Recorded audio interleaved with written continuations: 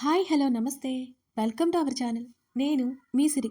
ఈరోజు కథలోకి వెళ్ళే ముందు వీడియోని లైక్ చేసి హైప్ చేయండి. వీక్లీ 3 హైప్స్ వస్తాయండి. తప్పకుండా హైప్ ఇవ్వడానికి ట్రై చేయండి సరేనా? Mrs Agastya part 171. ఇక కథలోకి వెళ్ళిపోదాం. కాళ్ళు విరుగుతాయంటాను అన్నాడు చాలా కూల్గా. నువ్వు విరగ్గొడుతుంటే చూస్తూ ఊరుకుంటాం మరి. ఆమె త్రాచుపాములా కస్సున లేచింది. అతని పెదవులు విచ్చుకున్నా. ఇంట్లో నుంచి వెళ్తే ఖచ్చితంగా జరుగుతుంది అన్నాడు వదలకుండానే. వెళ్తాను వెళ్తాను వెళ్తాను. నీ మీద పోలీస్ స్టేషన్లో కేసు పెట్టి పంచాయతీ పెట్టేస్తా అని రోషంగా అన్నది. ఎందుకు తాపీగా అన్నాడు. నన్ను మూలకి పో అన్నావు అంటూ ఏడ్చింది ఒక్కసారిగా. ఏయ్ రాక్షసి, నేనేదో ఊరికే అన్నాను. అతను చెప్తుంటే ఆమె వినలేదు. ఆ ఉక్రోషం ఇప్పుడుది కాదదు. అతనికి కూడా తెలుసు. అతను అరిచినప్పుడుది. తెలియకుండానే ఇప్పుడు ఏడుస్తోందని కూడా తెలుసు. ఆమెను తన వైపుకు తిప్పుకొని ఆమె కళ్ళు తుడిచాడు అగస్త్య. సెనోరిటా అతను పిలిచాడు. ఇంత తీయగా పిలిచే నన్ను మోసం చేయకు. నన్ను నీ విషయాలు పట్టించుకోవడం నాకు అనవసరం కదా. బాగా గుర్తుపెట్టుకుంటాను ఈ మాట అన్నది అతని చేతులు నెట్టిపడేస్తూ. వైఫ్వి అనిపించుకున్నావు అన్నాడు. అతని వైపు కోపంగా చూసింది శ్రీధర్. వదులు నన్ను వదులు. ఇంకోసారి అస్సలు ఇన్వాల్వ్ అవ్వను నీ విషయాల్లో అంటూ అతనికి ఏడిస్తే కోపం వస్తుందని గ్రహించి అదుపు చేసుకుంటూ మరింత కోపంగా చెప్పింది శ్రీధ. హేయ్, నా విషయంలో అనలేదు. నేను మరోసారి గుర్తు చేసుకో నేనన్నది అని అన్నాడు అగస్త్య. లేదు, నువ్వన్నావు గట్టిగా వారించింది శ్రీధ.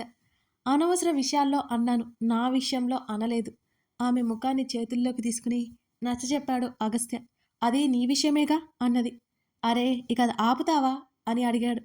మరి అలాంటప్పుడు ఎందుకు వచ్చావు? వెళ్ళు, నాకు నిద్ర వస్తోంది. అయ్యయ్యో మర్చిపోయాను, నేను ఇక్కడ ఉండొద్దు కదా, మూలకు వెళ్ళాలి అని టక్కునే లేచి దిగబోతున్నామని మీదకి లాగేసుకున్నాడు అగస్త్య. గ్లాస్ డోర్కి ఆనుకొని అలాగే కౌగిలించుకున్నాడు. శ్రీధ ఏడుపు దాచుకుంటూ పెదవులు బిగించింది. ఇడియట్.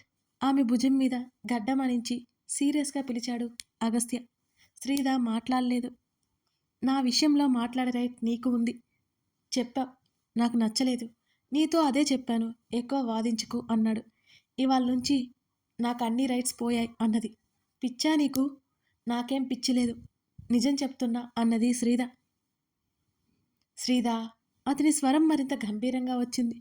అతని వడిలో ముడుచుకుపోయి తల కిందకు వేలాడదీసుకుంది శ్రీధ. ఆయన నాకు నాన్న, ఆ విషయం నాకు గుర్తుంది. నాకు 5 ఏళ్లకు ముందు ఆయనతో కలిసి ఆడానేమో. ఆ తర్వాత ఆయనకి నాకు మధ్య దూరం పెరిగిపోయింది. ఇద్దరి మధ్య అటాచ్మెంట్ లేదు. నేను ఇంతకంటే ఓవర్గా రియాక్ట్ అవుతూ ఉండలేను. అర్థం చేసుకోవా నువ్వు కూడా అని. ఆయన్ని చూసినప్పుడల్లా పక్కన లేని మా అమ్మే నాకు గుర్తుకొస్తుంది. నిజమే, ఆయన తప్పు లేదు, కానీ ఆయన అసమర్థత నాకు మా అమ్మని దూరం చేసింది. అన్నీ చూసుకోవడం అంటే డబ్బు సంపాదించడం కాదు. గొప్పగా బ్రతకడం అంటే డబ్బు సంపాదించడం కాదు. ముందు మనుషులుంటేనే కదా గొప్పలు, ఇంకేమైనా. మా ఇద్దరి మధ్య సంబంధాన్ని బలోపేతం చేయాల్సిన మనిషి లేదు.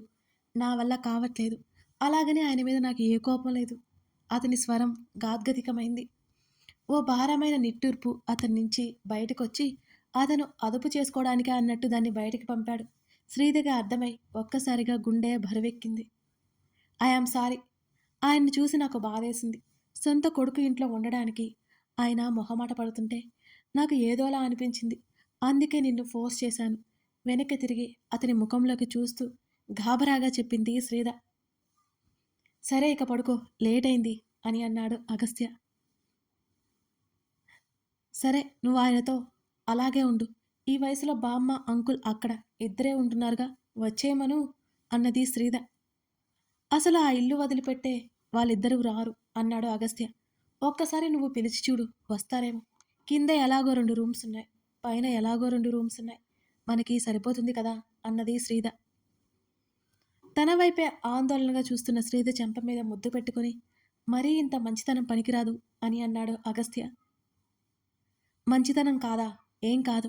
వాళ్ళిద్దరూ వయసైపోయిన వాళ్ళు కదా, అందుకే చెప్తున్నా.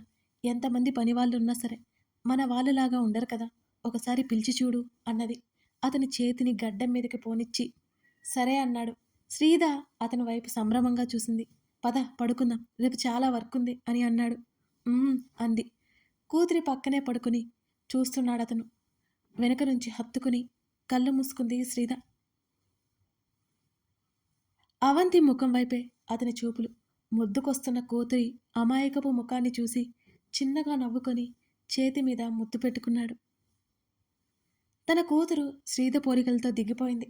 అలవాట్లు, మొండితనం కూడా. ఆ విషయం శ్రీధ ఒప్పుకోదు. అతనికి నవ్వొచ్చింది. తన అరచేయంత ఉన్న పాప చూస్తుండగానే ఎంత పెద్దదైపోయింది.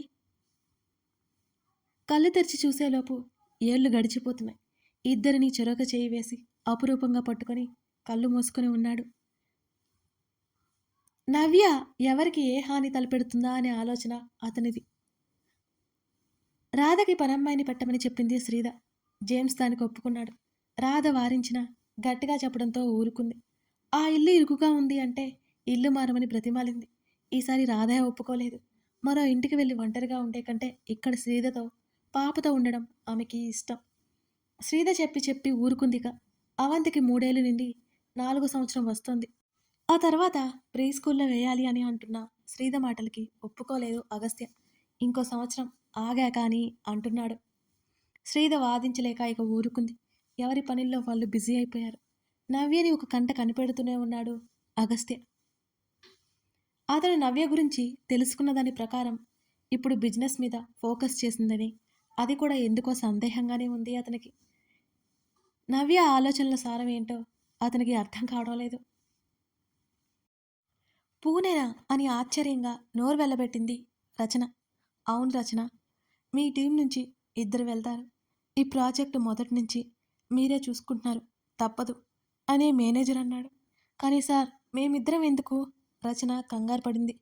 ఎందుకంటే తను ఒక్కటే అమ్మాయి, మరొక అతను అబ్బాయి ఉన్నాడు కాబట్టి.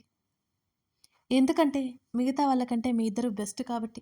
అయినా ఇదేంటి రచన, కంపెనీ కదా పంపిస్తుంది, ఖర్చులన్నీ కంపెనీవే. మీరు వెళ్ళిన దగ్గర నుంచే వచ్చే వరకు జాగ్రత్తగా మిమ్మల్ని చూసుకుంటారు. ఎవరైనా ఎగిరి గంతేస్తారు, నువ్వేంటి ఎందుకు ఏంటని ప్రశ్నిస్తావు అని అయోమయంగా అడిగాడు మేనేజర్. అంటే సార్, మా అమ్మ ఒక్కటే ఉంటుందని అందుకని అన్నది రచన. చూడు రచన, ఇప్పుడు వెళ్తే నీ కెరీర్ బాగుంటుంది. ఇది నీకు మంచి ఛాన్స్, ఇంకోసారి ఆలోచించుకో. నేను రేపు చెప్తాను సార్. ఎక్కువ శాతం వెళ్ళడానికే ట్రై చేయి, ఎందుకంటే ఖచ్చితంగా నువ్వు వెళ్ళాలని మేనేజ్మెంట్ చెప్పింది అని అన్నాడు మేనేజర్. ఆమె తల ఊపి అక్కడి నుంచి బయటకొచ్చింది. ఆమె వస్తుంటే అరవింద్, రాజ్ ఎదురయ్యారు రచనకి. ఒక్కసారిగా భయం, భక్తి, కంగారు అన్నీ వచ్చేశాయి ఆమెలో. అతను కాస్త దూరంలో ఉండగానే ఆమె అడుగులు ఆగిపోయాయి. అరవింద్ రాజ్కేదో చెప్తూ ముందుకు నడుస్తుంటే రాజ్ వెనక నడుస్తున్నాడు. Okay sir. రాజ్ అక్కడి నుంచి వెళ్ళిపోయాడు. తల తిప్పి చూడగానే రచన కనిపించింది అరవింద్కి. అతడి ముఖం ఎప్పట్లాగే చాలా ప్రశాంతంగా ఉంది. Good morning sir. అంతకంటే ఏం చెప్పలేదు. తెలియని కంగారుగా రచన ఉంది. అతను ఓ చిరునవ్వు నవ్వి కళ్ళు ఆర్పి వెళ్ళిపోయాడు. గట్టిగా ఊపిరి తీసుకొని తన డెస్క్ వైపుకి వెళ్ళిపోయింది రచన. ఎందుకింత కంగారు తనకు కూడా తెలియట్లేదు. ఏ చిన్న శబ్దం వచ్చినా ఆమె మనసంతా ప్రతిసారి ఉలిక్కి పడసాగింది. అరవింద్ వెళ్ళే గేటు వైపు ఆమె చూపులు పదే పదే ఏవో వెతకసాగాయి.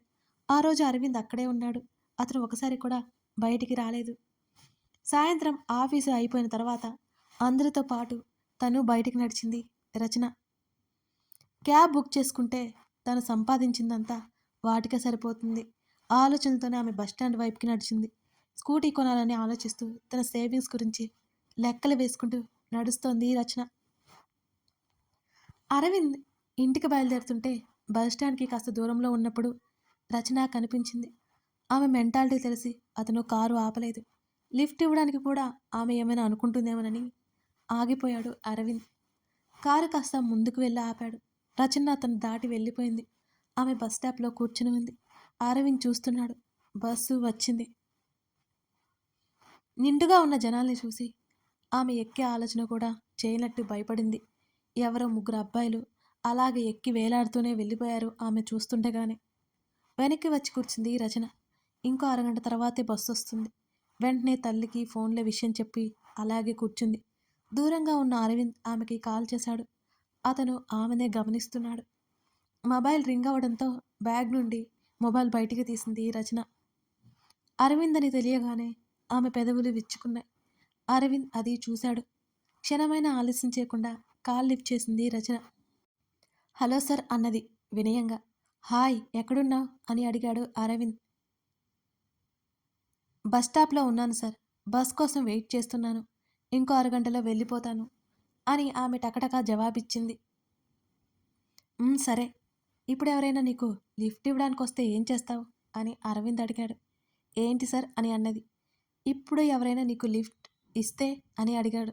ఎవరో ఇస్తే నేనెందుకు ఎక్కుతాను సార్, నా బస్ అరగంటలో వస్తుంది, నేను వెళ్ళిపోతాను అని చెప్పింది రచన. అరవింద్ నవ్వుకుంటూ కారు ముందుకు తీసుకొచ్చాడు. హార్న్ కొట్టిన శబ్దం వినిపించడంతో తల ఎత్తి చూసింది రచన. మళ్ళీ చూపులు తిప్పుకొని ఫోన్ మాట్లాడింది. సార్ ఉన్నారా ఆమె అడుగుతుండగానే తలెత్తి చూడు అని అన్నాడు అరవింద్.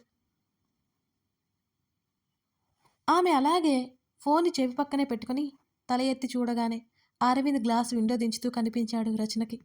సంభ్రమాశ్చర్యాలతో చూసింది అతని వైపు. వడివడిగా అడుగులు కారు దగ్గరికి వేసింది రచన. సార్ మీరు అని అడిగింది. వెళ్తుంటే కనిపించావు అన్నాడు. ఆమెకేం చెప్పాలో అర్థం కాక నవ్వి ఊరుకుంది. అవును, నువ్వు వెళ్ళేది ఇటువైపు కాదు కదా అని అడిగాడు అరవింద్.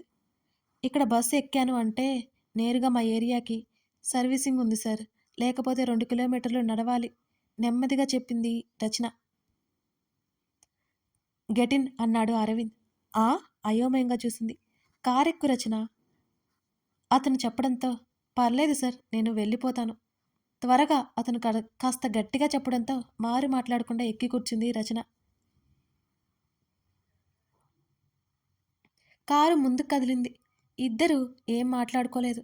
అతని వైపు ఒకసారి చూసి చేతులు చూసుకుంటూ కూర్చుంది రచన. ఏమైంది అరవింద్ అడగడంతో ఉలిక్కిపాటుగా చూసింది. ఎందుకు నర్వస్ ఫీల్ అవుతున్నావు అతను చాలా మామూలుగా అడిగాడు. అంటే మీరు నన్ను డ్రాప్ చేయడం, నేను ఒక ఎంప్లాయ్ కదండి ఆమె నెమ్మదిగా అడిగింది. నిజానికి దానికి సమాధానం అతని దగ్గర కూడా లేదు. అలాగే ప్రతి ఎంప్లాయ్ వెళ్తుంటే అతను లిఫ్ట్ ఇస్తాడా? అతను ప్రశ్నించుకున్న సమాధానం దొరకలేదు అతని దగ్గర నుంచి. నాకు కూడా తెలియదు, కనిపించావు, డ్రాప్ చేయాలనుకున్నాను అంతే అతని సమాధానం. ఇంకేం మాట్లాడలేదు ఆమె. మీ మదర్ ఎలా ఉన్నారు? బాగున్నారు సార్. ఆమె వివరాలు అవి అడిగి తెలుసుకోవాలని ఉన్నా అడగలేదు అతను. మరలా మౌనం ఇద్దరి మధ్య. సార్ ఇక్కడ ఆపండి ఆమె మూల మలుపు దగ్గరికి వచ్చి చెప్పింది. పర్లేదు ఇంటి వరకు వస్తాను. వద్దు సార్ ఇక్కడ ఆపేయండి ఆమె కంగారుగా చెప్పడంతో అతనిక ఆపేశాడు. ఏమైంది, ఇంటి వరకు వస్తే ఏమైంది అతను అడిగాడు. మాకేం ప్రాబ్లం లేదు సార్, అమ్మ కూడా ఏమీ అనుకోరు, కానీ మేమిద్దరం కదా ఉంటాం, చుట్టుపక్కల వాళ్ళు ఏదైనా అనుకుంటారని అంతే ఆమె నెమ్మదిగా చెప్పింది. ఆమె నేచర్ ఏంటో తెలిసిన అతను పెద్దగా ఆశ్చర్యపోలేదు. థ్యాంక్ యూ సార్ ఆమె కారు దిగడానికి డోర్ హ్యాండిల్ మీద చెయ్యేసింది. అతను చిన్నగా నవ్వి ఊరుకున్నాడు. ఆమె కారు దిగింది. అతని కారు ముందుకు కదిలిపోయింది. ఏదో ఆమె నుంచి అతను తీసుకెళ్ళిపోతున్నట్టు ఆమె మనసు ఫీల్ అయింది ఆ క్షణం. కాసేపటికి తేరుకొని వెనక్కి తిరిగి అడుగులు వేసింది రచన. హాయ్ నవ్య. నవ్య గదిలోకి వెళ్తూనే పలకరించాడు అమర్త్య. ఆమె ఆఫీస్కు సంబంధించిన ఫైల్స్ ఏవో చూసుకుంటోంది. ఈ మధ్య కొంచెం ఆహారం తీసుకుంటున్నట్టు, నిద్రపోతున్నట్టు, ఆమె ముఖం కాస్త నునుపు వచ్చినట్టు అనిపించింది అతనికి. హాయ్ అమర్ అంటూ తల ఎత్తి ఒకసారి చూసి మళ్ళీ పనిలో మునిగిపోయింది నవ్య. నేను ఫారిన్ వెళ్ళిపోతున్నాను అనగానే అతని వైపు ఆశ్చర్యంగా చూసింది నవ్య. గత 10 రోజులుగా అతను అనేవాడు తనతో లేకపోతే తను ఇక్కడ ఇలా ఉండేది కాదు. అదేంటి అంత సడన్గా? యాక్చువల్లీ నిన్ను చూడ్డానికే వచ్చాను కదా, చూశాను కదా, వెళ్ళిపోతున్నాను అని అన్నాడు అమర్త్య. 2 ఏళ్ల తర్వాత అగస్త్య బ్రతికి ఉన్న విషయం అమర్త్యకు తెలుసు. అప్పటికే అతనికి పెళ్ళైపోయి ఉండడంతో నవ్యతో చెప్పలేదు. ఆ విషయం తెలిసిన నవ్య అతనితో కూడా మాట్లాడడం మానేసింది. ఇప్పుడే అతనితో మునిపటిలా ఉంటోంది. ఇప్పుడు అతను కూడా వెళ్ళిపోతాడు అంటుంటే తనకి ఖచ్చితంగా ఒంటరి ఫీలింగ్ కలుగుతుంది. కానీ అప్పుడేనా ఆమె స్వరంలో అతను వెళ్ళడం ఇష్టం లేనట్టు తెలుస్తోంది. అవును, 3 డేస్లో వెళ్ళిపోవాలి, నువ్వు బిజీ కదా, నేను ఇక ఏం చేయాలో చెప్పు అని అన్నాడు అమర్త్య. అతని ఫ్యామిలీ అంతా అక్కడే ఉంటుంది. ఇక్కడ గ్రాండ్ పేరెంట్స్ ఉన్నా సరే ఎక్కువ ఇక్కడ ఉండరు వాళ్ళు. నవ్యకి ఏం చెప్పాలో కాసేపు అర్థం కాలేదు. అతని వైపు మౌనంగా చూస్తుంది. ఎలాంటి సమయమైనా వెన్ను తట్టే స్నేహితుడుంటే ఇంకేం అక్కర్లేదనిపిస్తుంది. ఈ మధ్య ఆమెకి అలాగే ఉన్నాడు అతను. ఇప్పుడు అతను వెళ్ళడం ఏమాత్రం నచ్చడం లేదు నవ్యకి. కానీ వద్దు అనే హక్కు ఆమెకు లేక నవ్య ఊరుకుంది. కథ కొనసాగుతోంది. కథ ఎలా అనిపించిందో చెప్పడం మర్చిపోకండి. కథ నచ్చితే లైక్ చేసి అలాగే కామెంట్ చేయండి. మన ఛానల్లో అమర ప్రేమిక అనే స్టోరీ రన్ అవుతుందండి.